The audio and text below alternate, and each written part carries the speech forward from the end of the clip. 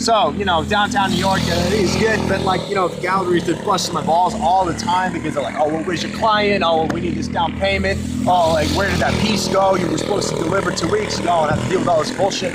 But, you know, like, I'm making good money, so it's worth it. But, you know, it's like sometimes I wish I could just, you know, go back uptown, because like uptown is like real more laid back, and, you know, you could just kind of relax and kick it, and, you know, really have a good time, you know, walk on Riverside Park, Riverside Drive, go over and, you know, watch the boats from the bridge over the Harlem River and all that cool shit. No, I gotta be downtown. I gotta be making deals like I'm on Wall Street, but I'm working hard. But like all the time, you know, it's like, it's crazy. It's crazy. It's just like, it just keeps going, you know, it's like stuff like that. You know, I sometimes I don't even like it. Honestly, sometimes I don't even like it. Yeah. Actually, I was going to talk to you because, you know, someone at Pace mentioned that, you know, we could be using one of the Lolitas. They wanted just one of the pieces, though. One of the Lolita. Why just one? I don't know. They wanted to put it in like kind of like a wall hang. Like, remember back at the Cindy Gallery? That was you know, kind of like one of those kind of things. They just wanted one of the Lolita for that. I see. Well, what do you think? I'm thinking we should go for it. We haven't shown anything in at least 4 or 5 months. Right. So, you know, I think it might be a good deal. And the Guggenheim, do they show any interest in anything? How did that lead? A little bit. Yeah, it's kind of going slowly, really. But, you know, I think it's still, I'm following up on it. They're maybe thinking about 1 or 2 pieces for the permanent collection. But. And what about that idea that you had about me going missing? Oh, yeah. Do you remember that? What do you think about that?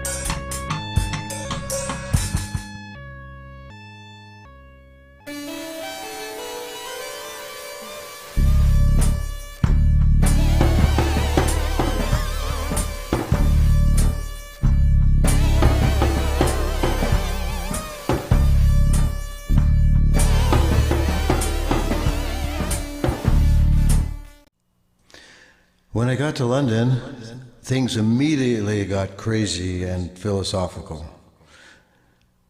There was a party in Highgate at Edwin's, who was a friend of Tony's. And of course, there was a seance, and somebody dialed up Lamb. Yep. The same Lamb of Aleister Crowley's imagination. Oh, there was some smoke going on at that party. But I had to get out, and I went for a walk, and in the garden, I ran into Carlos on a bench. We caught up. We had so much to catch up with.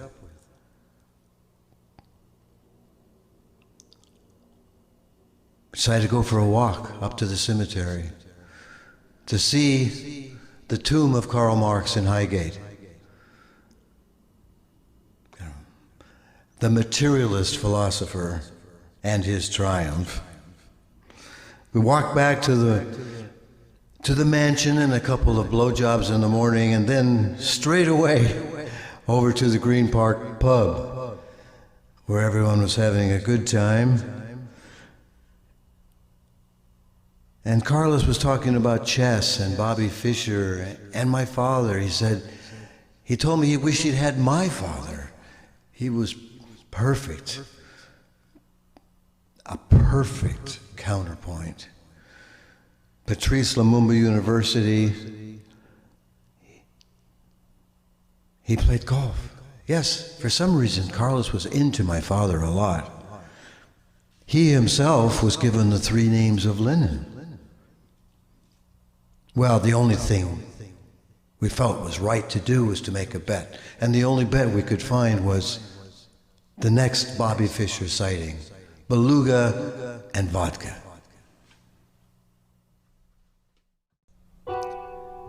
Letizia. Milan is a blur of high fashion, winking through scaffolding, smog etched into pink marble palaces, Paolo lugging his Fiat to save gas, the hospitality of Riverside and Santa Cruz, heavily accented by Milanese concerns. His jacket's too blue for spring. He should leave a bite on his plate. He needs a haircut to teach at Berlitz. Paolo's dating Rita, the slim daughter of the Jolly Thai Empire. And one night after pizza in Brera, Frank meets her friend Letizia. She's a plump redhead with a Toto jaw and gold-flecked emerald eyes. See her wrinkle her nose. See her light her Marlboro. He's staying at her love nest near Piazza Cavour until she mentions warming up with other men. So he gets a haircut. He finds Corso Porto Romano. He's learning the Berlitz method from a tall Prussian, pretending to be a former Cambridge don. He's training with Angelica, a centerfold strawberry blonde from Munich. He's teaching English for $2 an hour, napping between classes in a chapel, then back addicted to Letizia, walking cobblestone alleys to smoky lofts, slipping past the doorman to a kinky penthouse, never making it in the same place twice. He's tracing her facial scars with semen. He's living on cappuccino, brioche, when Angelica invites him to lunch and puts a monogrammed envelope on his plate. In his manic and thoughtless state, everything's magnified, mythic. He falls into her big Bavarian breasts. He falls into a big train ticket to Heidelberg. He falls into a big escape from a big noose.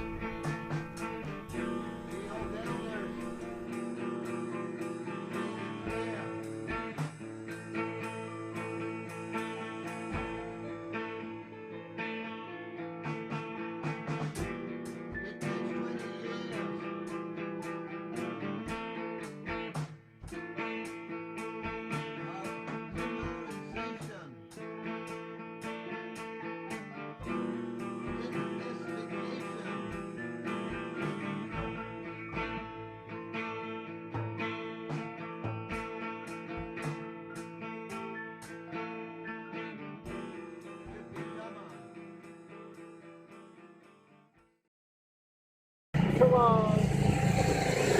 What was the next one? Let's see. We got white coming now. Let's start. Start. So what's the most important part?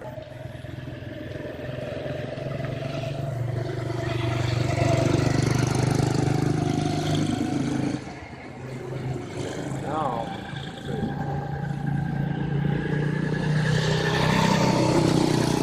Looking good. Thanks. Don't even get me started, man. The number of fakes I had to sell off. Well, first of all, if you got a good fake on your hands, you can flip it for good money, man. Flip it for good money. You don't have to have something legit all the time to be able to get the fake going. The fake game is an art, man. The fake game is an art in and of itself. I've sold fakes to fucking Peter Brand, the Brand Foundation guy. I've sold him fakes. I've sold him obvious, relatively obvious fakes and gotten away with it. Not even a big deal. But, I got busted maybe a couple months ago for a pretty big one. you know, multi-million-dollar piece. It was kind of shitty, you know, but I guess just to watch go-karts, so it's not that big of a deal. You know, I'm out here on vacation. I'm laying low, but I'm on vacation. You know what I'm saying?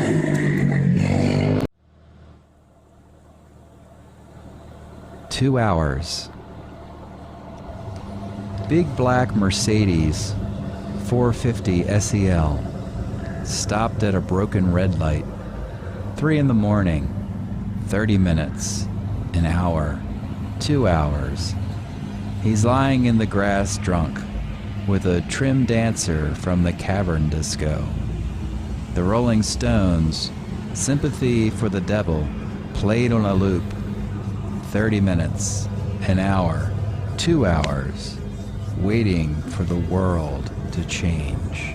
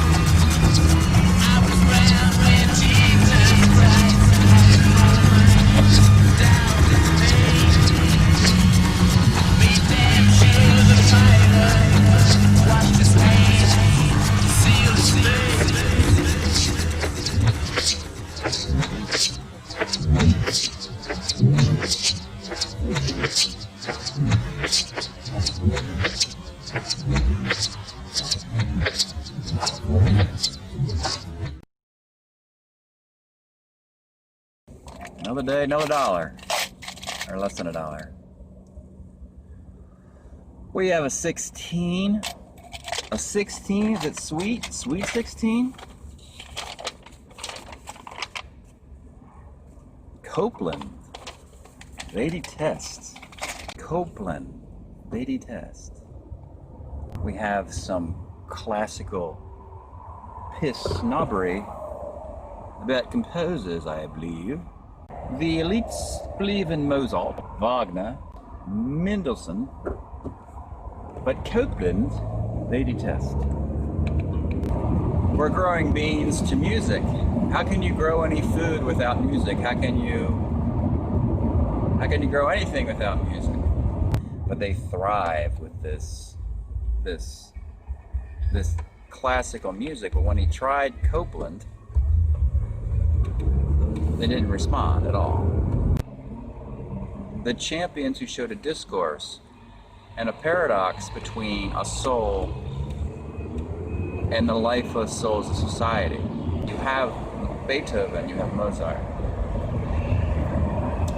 But Copeland, they detest. I mean, it really amplifies, you can't grow society without the champions, without a soul. There is the message. He's becoming a soul by throwing everything else away. Maybe it means to become a soul, he has to throw away his commercial ambitions. Pure commercialism.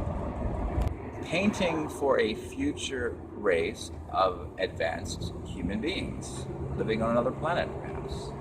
I'm guessing that Neanderthals didn't have classics to grow their plants to. If the Neanderthals would have just had Mozart to listen to and their crops to listen to, they wouldn't have starved to death or died in the Ice Age or whatever. Not sure about that. And the one guy is, the other guy is growing cilantro to Chopin. Now I can appreciate that. Or at least they think that's the reason. It could just be that the music's playing anyway. They have really no choice other than that. So the music continues to play and the plants continue to grow. It could be a Pavlovian case of where someone's contaminating the beans in synchronicity with changing the station to cocoa and creating this false cause and effect.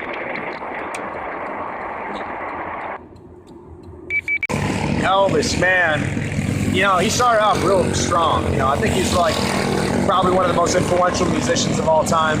But like, I don't know, I think when the drugs set in, you know, like late 60s, maybe even earlier than that, you know, he kind of crapped out, man.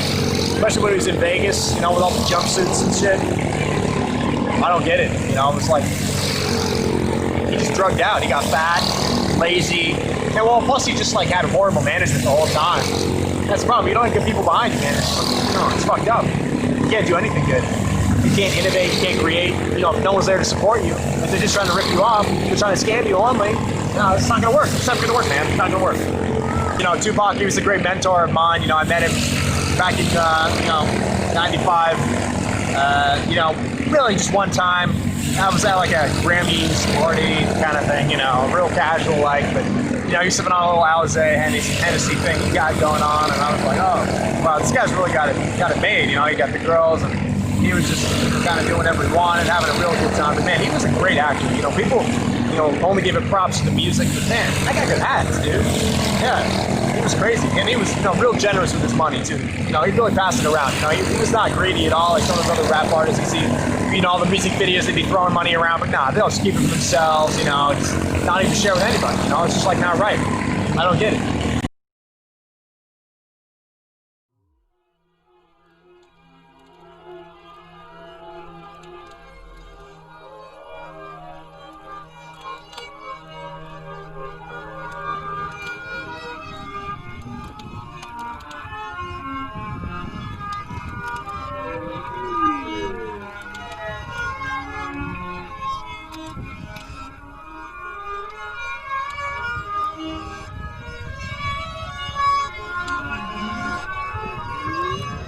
I don't know, I just think I don't know what anybody else thinks.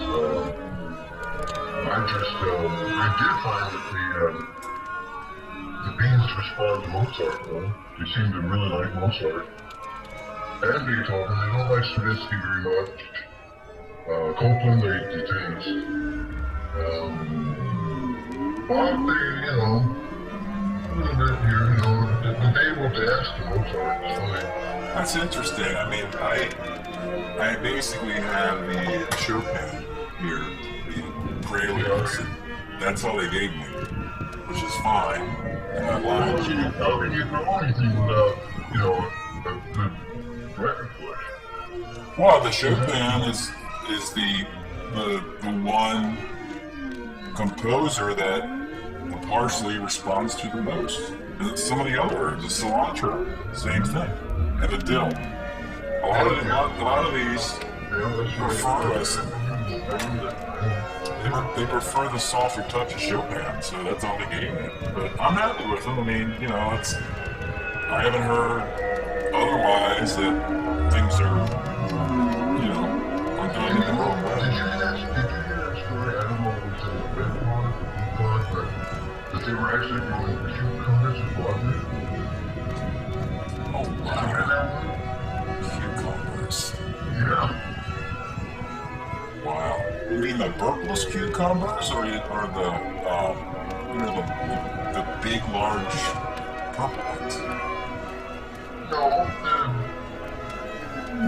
well, actually, I don't know. In my mind, I think they're just the big green ones.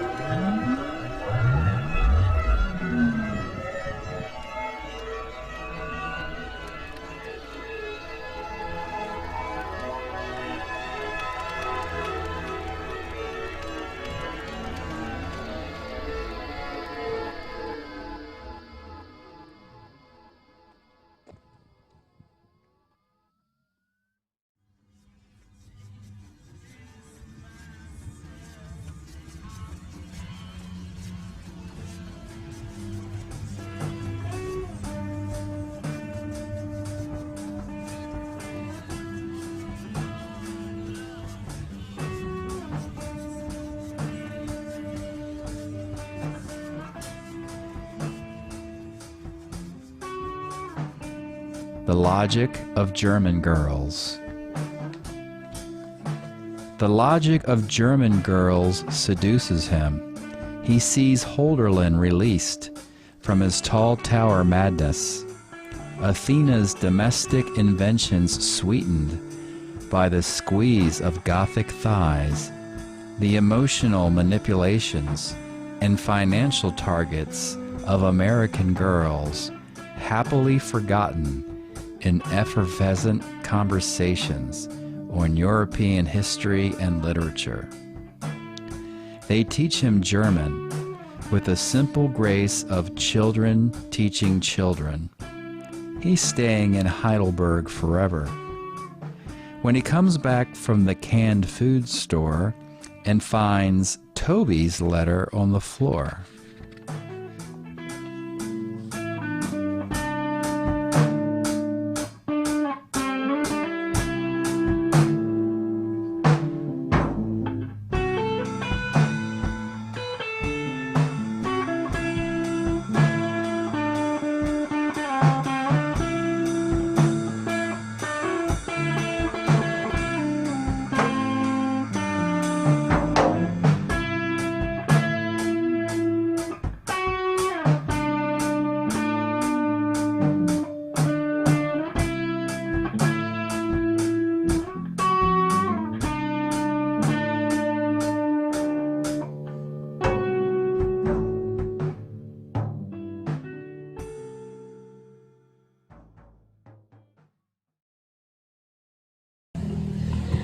No?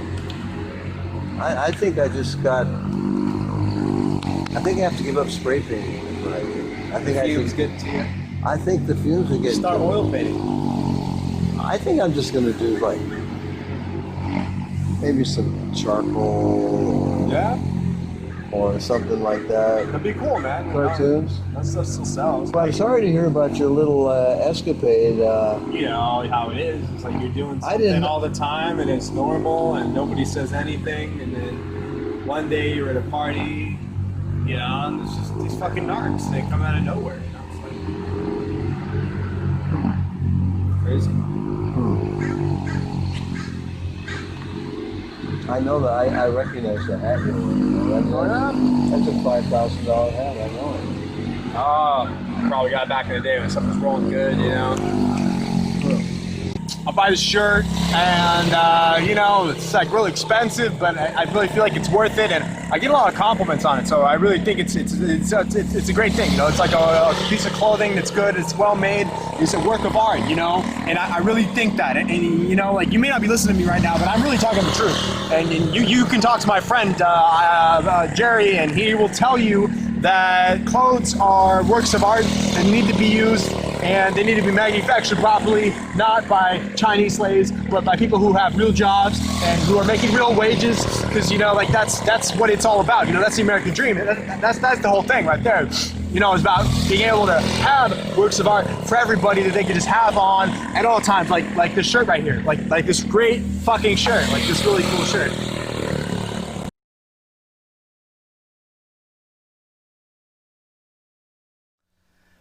I've always been of the opinion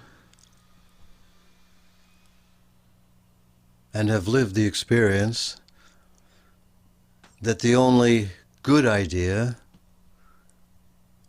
is a dangerous idea. And so I thought today I might relay one. For those few of you out there intent on creating a soul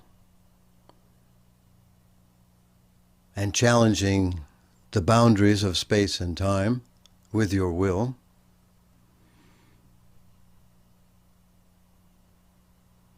I thought I'd give you a little secret. Just something small, but something that grows and grows and grows. Because if you look very carefully, this planet has seen 4.5 billion years of growth. Tumultuous volcanoes, impacts of asteroids and other large objects. Life perhaps starting hot holes in the bottom of the sea and exploding upwards through billions of years. And what is the connecting thread? What is it that will eventually make a soul? It's not goodness. It's not health. It's not success. There's only one element that can guarantee that all of the effort of the past has not been in vain, and that is intelligence. If you have any inkling at all, if you have any desire to create the kind of soul we've been talking about, then you must look inside yourself and make every organ in your body more intelligent. And look inside your personality and you will find 1,000 selves there. You will find 1,000 voices in your mind. And your job, your duty to yourself and to God is to make all of those voices coherent, to make all of those personalities more intelligent. Because that is the ascent. That is how we distinguish ourselves from all of the mistakes of the past. Evolution is accelerating. I needn't mention Homo Borg. We know what happened and we know what is happening. I will mention Homo sagax, and that his intelligence will outstrip ours by far. But it cannot and will not happen by chance, because the apparatus and all of the forces out there want to ensure stupidity. In fact, as Homo sapiens declines, then stupidity is enshrined, becomes the law of the land. So your job is to cut yourself off from society, make every bone, every sinew, every chemical in your body more intelligent, make your mind more intelligent. And then when you become free, when that intelligence turns into freedom, then you will see that the rewards of that intelligence, of having a soul, means that your duty is clear. You see your duty to God clearly. And every act embodies your intelligence, your will, and you shine. You shine like a diamond, and everyone sees it, and they want to be like you. But they can't, because they haven't done the work. You will do the work. You will do the creating of that soul, and it will be yours, and you will take it into the future and build a future society.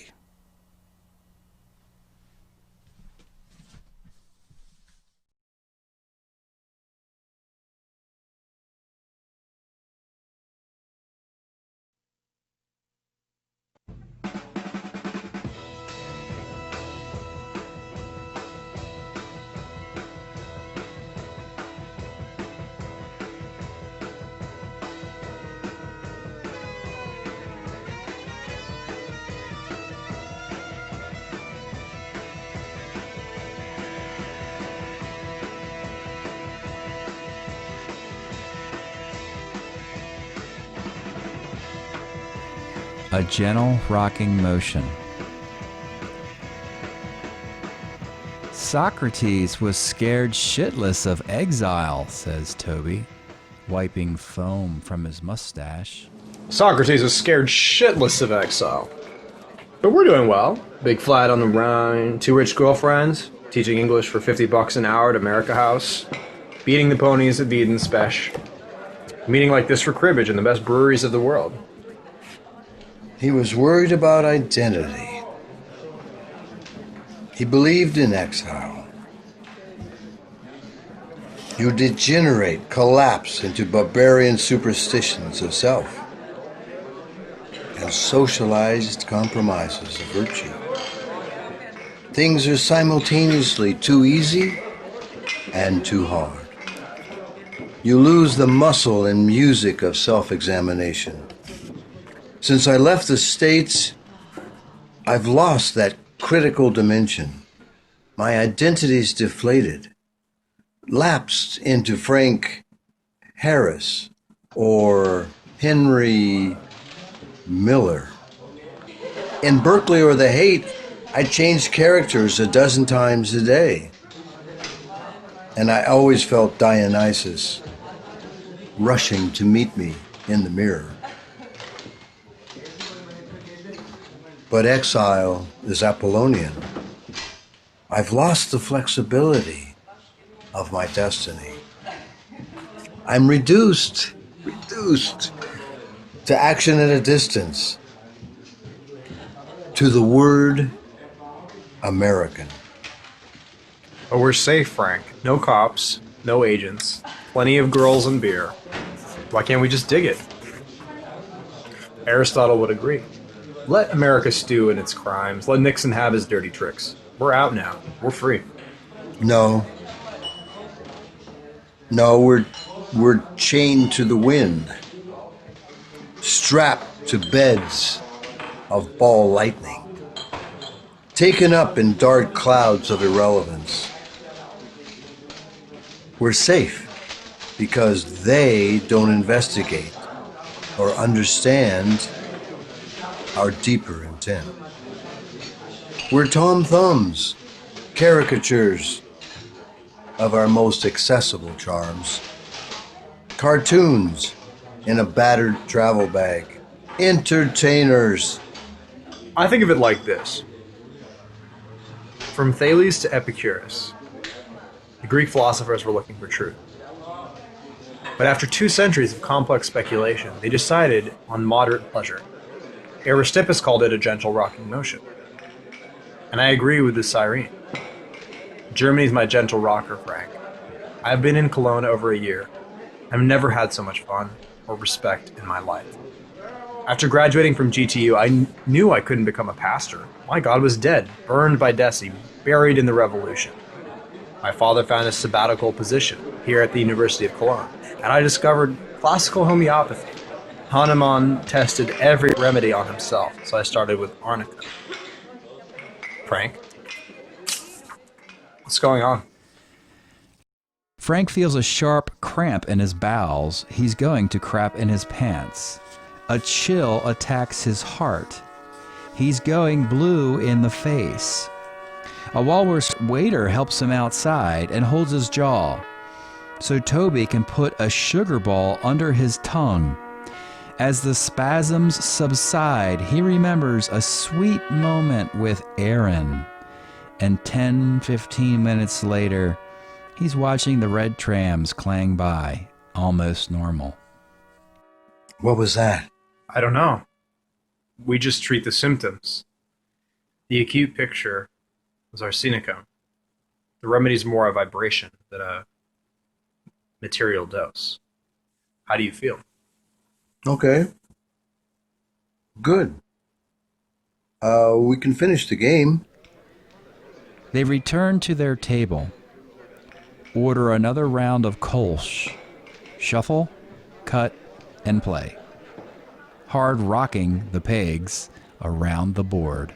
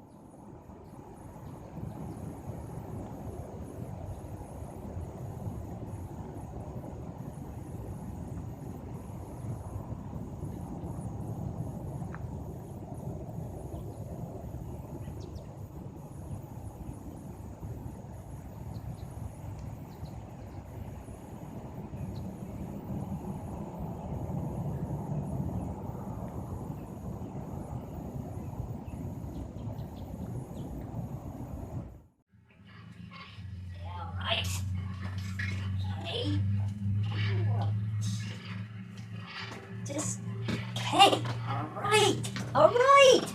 Gosh. Oh, God. Should have figured. Ah, geez, you take me back to the Baltimore ghetto of Landville Street. And Shira, he woman outside and... No. Keith-Todd, you can take off the blindfold now. Thanks, Keith-Todd. How about a scotch and water while you're at it? No. Your hilarity, Mr. Green, is amusing. However,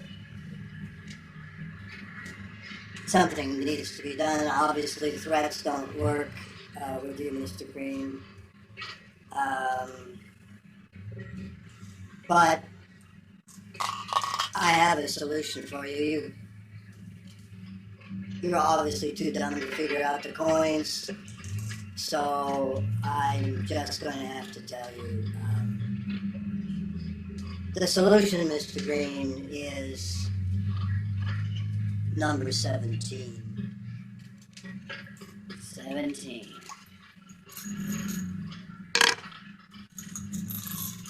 Oh, number 17. Don't say what it is, Mr. Green. But that is the painting currently in the possession of Arthur. Well, that's the 8. Arthur, yes. Arthur is Texas Red's confidant, agent,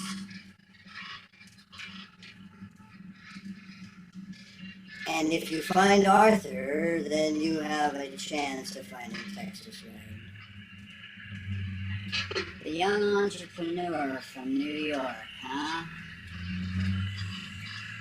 I remember him a long time ago. No, I think you're confusing things, Mr. Green, like you always do. You're really quite a poet, Mr. Green. I don't know why you chose this line of work. Well, Texas Red is a ghost. Do you understand me, Mr. Green? From now on, you are working for nothing. Do you understand this? I understand, and you understand if you should fail? I needn't spell it out for you, do I, Mr. Green? Do you like being back in Baltimore, Mr. Green?